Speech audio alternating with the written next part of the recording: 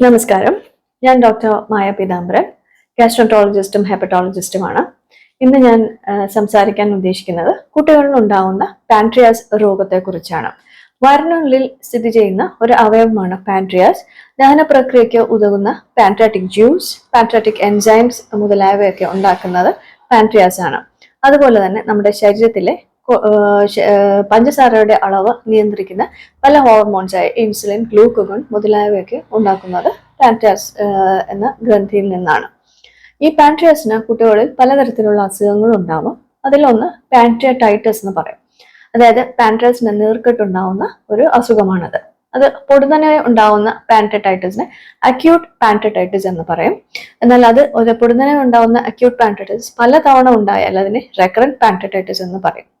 പാൻക്രിയാറ്റിസിൽ കല്ലും പാൻക്രിയാറ്റിക് ഡക്റ്റിന്റെ ചുരുക്കവും ഉണ്ടാകുന്ന ഒരവസ്ഥയാണ് ക്രോണിക് പാൻക്രിയാറ്റൈറ്റിസ്. ഇതാണ് പ്രധാനമായും പാൻക്രിയാറ്റൈറ്റിസ് കുട്ടികളിൽ ഉണ്ടാവുന്നത്. അതുപോലെ തന്നെ പാൻക്രിയാസിന്റെ ചില ട്യൂമേഴ്സ്, സിസ്റ്റ്, പാൻക്രിയാറ്റിക് ക്യാൻസർ മുതലായവയൊക്കെ അപൂർവമായി കുട്ടികളിൽ ഉണ്ടാവാറുണ്ട്. അതുപോലെ വയറിന് ശക്തമായി ഇടി സംഭവിച്ചാൽ, പ്രത്യേകിച്ച് സൈക്കിൾ ബാർ ഇഞ്ചുറി എന്ന് പറയും, അതായത് സൈക്കിൾ ഓടിച്ചുകൊണ്ടിരിക്കുമ്പോൾ വീഴുകയും ആ സൈക്കിൾ ബാർ വന്ന് വയറ്റിൽ ഇടിക്കുകയും ചെയ്തു കഴിഞ്ഞാൽ പാൻക്രിയാസിന് ട്രോമ ഉണ്ടാവാൻ സാധ്യതയുണ്ട്. പിന്നെ വെളിനാടുകൾ, വെസ്റ്റേൺ കൺട്രീസിൽ സിസ്റ്റിക് ഫൈബ്രോസിസ് മുതലായ രോഗങ്ങളും പാൻക്രിയാസിനെ ബാധിക്കാം. എന്തൊക്കെയാണ് പാൻക്രിയാസിന്റെ ഒരു രോഗം വന്നാൽ അതിന്റെ സിംറ്റംസ്? ഇതിൽ ഏറ്റവും പ്രധാനം വയറുവേദനയാണ്. ശക്തമായ വയറുവേദന വയറിന്റെ ഉൾഭാഗത്തു നിന്ന് തുടങ്ങി അത് പിന്നിലേക്ക് റേഡിയേറ്റ് ചെയ്യുന്ന ഒരു പ്രത്യേക തരം പെയിൻ ആണ് പാൻക്രിയാറ്റൈറ്റിസ് ഉണ്ടാവുന്നത്. അത് കാരണം മിക്കവാറും ആൾക്കാർക്ക്, കുട്ടികളാണെങ്കിലും മുതിർന്നവരാണെങ്കിലും, എങ്ങനെയും അത് ഹോസ്പിറ്റൽ അല്ലെങ്കിൽ എമർജൻസി വിഭാഗത്തിൽ പോകേണ്ടതായ ശക്തമായ വേദന ഉണ്ടാവും. പിന്നെ ഛർദിൽ ഉണ്ടാവാം. ക്രോണിക് പാൻക്രിയാറ്റൈറ്റിസ് ഞാൻ പറഞ്ഞു, പാൻക്രിയാസിൽ കല്ലുകൾ ഉണ്ടാവുന്ന അവസ്ഥയാണ്. അത് കാരണം പലപ്പോഴും ദഹന പ്രക്രിയയ്ക്ക് ദോഷം സംഭവിക്കുകയും മോഷൻ പോകുമ്പോൾ അതിൽ കൊഴുപ്പിന്റെ അംശം കാണുക, അതുപോലെ ചില കുട്ടികളിൽ ഡയബറ്റിസ് ഒക്കെ ഈ ക്രോണിക് പാൻക്രിയാറ്റൈറ്റിസ് കാരണം ഉണ്ടാവാം. ഈ പാൻക്രിയാറ്റൈറ്റിസ് രോഗം നമുക്ക് എങ്ങനെ കണ്ടുപിടിക്കാം? പലപ്പോഴും ഈ പാൻക്രിയാസ് ശക്തമായ പെയിൻ ആയി വരുമ്പോൾ പാൻക്രിയാറ്റൈറ്റിസിനെ പറ്റി പലപ്പോഴും ചിന്തിക്കാതിരിക്കുകയും അതിന്റെ ആവശ്യമായ ടെസ്റ്റുകൾ ചെയ്യാതെയോ പല സന്ദർഭങ്ങളിൽ നമ്മൾ കാണാറുണ്ട്. ഇത് അസുഖം കണ്ടുപിടിക്കാൻ വൈകാറുണ്ട്. അതിന് simple lab test, amylase lipase എന്നുള്ള രക്തത്തിൽ ചെയ്യുന്ന പരിശോധനകൾ ചെയ്താൽ പാൻക്രിയാറ്റൈറ്റിസ് ആണോ എന്ന് നമുക്ക് സ്ഥിരീകരിക്കാം.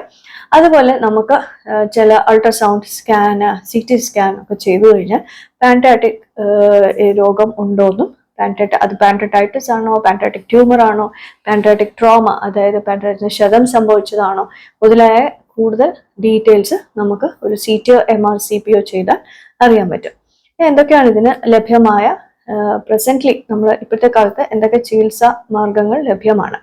അതിൽ അക്യൂട്ട് പാൻക്രിയാറ്റൈറ്റിസിന്റെ കാര്യം നോക്കിക്കഴിഞ്ഞാൽ അത് പൊടുന്നനെ ഉണ്ടാവുന്ന ഒരു അസുഖമാണ്. അതിന് ഏറ്റവും പ്രധാനപ്പെട്ട സിംറ്റം കുട്ടിക്ക് വയറുവേദനയായിട്ട് വരിക എന്നുള്ളതാണ്. അപ്പോൾ ആ പെയിൻ റിലീഫ് ചെയ്യാനുള്ള മെഡിസിൻസ് കൊടുക്കുക. പാൻക്രിയാസ് റെസ്റ്റ് കൊടുത്തു കഴിഞ്ഞാൽ ഒരു 90 മുതൽ 95% കുട്ടികളിലും വലിയ കോംപ്ലിക്കേഷൻസ് ഒന്നും ഇല്ലാതെ ഈ പാൻക്രിയാറ്റൈറ്റിസ് മാറിപ്പോവാറുണ്ട്. എന്നാൽ ചില അപൂർവ സന്ദർഭങ്ങളിൽ പിത്താശയ കല്ല് വന്ന് പാൻക്രിയാറ്റിക് ഡക്റ്റിനെ ബ്ലോക്ക് ചെയ്ത് കഴിഞ്ഞാൽ അതിന് നമ്മൾ ഗോൾ സ്റ്റോൺ പാൻക്രിയാറ്റൈറ്റിസ് എന്ന് പറയും. അതിന് നമുക്ക് ഒരു സ്പെഷ്യൽ എൻഡോസ്കോപ്പിയായ ERCP ഈ അക്യൂട്ട് പാൻക്രിയാറ്റൈറ്റിസ്, അതായത് പൊടുന്നനെ ഉണ്ടാവുന്ന പാൻക്രിയാറ്റൈറ്റിസിന് ചിലപ്പോൾ ചെയ്യേണ്ടി വന്നേക്കാം. എന്നാൽ ക്രോണിക് പാൻക്രിയാറ്റൈറ്റിസ് ഉള്ള കുട്ടികളിൽ ശക്തമായ വയറുവേദന അടിക്കടി വന്നു കഴിഞ്ഞാൽ അവർക്ക് പാൻക്രിയാറ്റിക് ഡക്റ്റിൽ കല്ല് ഉണ്ടെങ്കിൽ അതിന് സ്പെഷ്യൽ എൻഡോസ്കോപ്പിയായ ERCP ചെയ്യുകയും, പാൻക്രിയാറ്റിക് നാളിയിൽ കല്ലുണ്ടെങ്കിൽ അത് എടുത്തു മാറ്റാൽ, പാൻക്രിയാറ്റിക് നാളിയുടെ ചുരുക്കം ഉണ്ടെങ്കിൽ അത് വികസിപ്പിച്ചു കൊടുക്കുക മുതലായ അഡ്വാൻസ്ഡ് എൻഡോസ്കോപ്പിക് ട്രീറ്റ്മെന്റ് നമുക്ക് ചെയ്യേണ്ടി വരാറുണ്ട്. അപ്പോൾ കുട്ടികളിൽ നമുക്ക് കണ്ടുവരാൻ സാധ്യതയുള്ള ഒരു അസുഖമാണ് പാൻക്രിയാറ്റിക് രോഗങ്ങൾ. അത് ശരിയായ സമയത്ത് കണ്ടുപിടിക്കുകയും അതിന് ശരിയായ ചികിത്സ നൽകുകയും ചെയ്തു കഴിഞ്ഞാൽ വളരെ ഫലപ്രദമാണ്. ഈ വീഡിയോ നിങ്ങൾക്ക് ഇഷ്ടപ്പെട്ടാൽ ലൈക്ക് ചെയ്യുക, ഷെയർ ചെയ്യുക and subscribe to our channel. Thank U.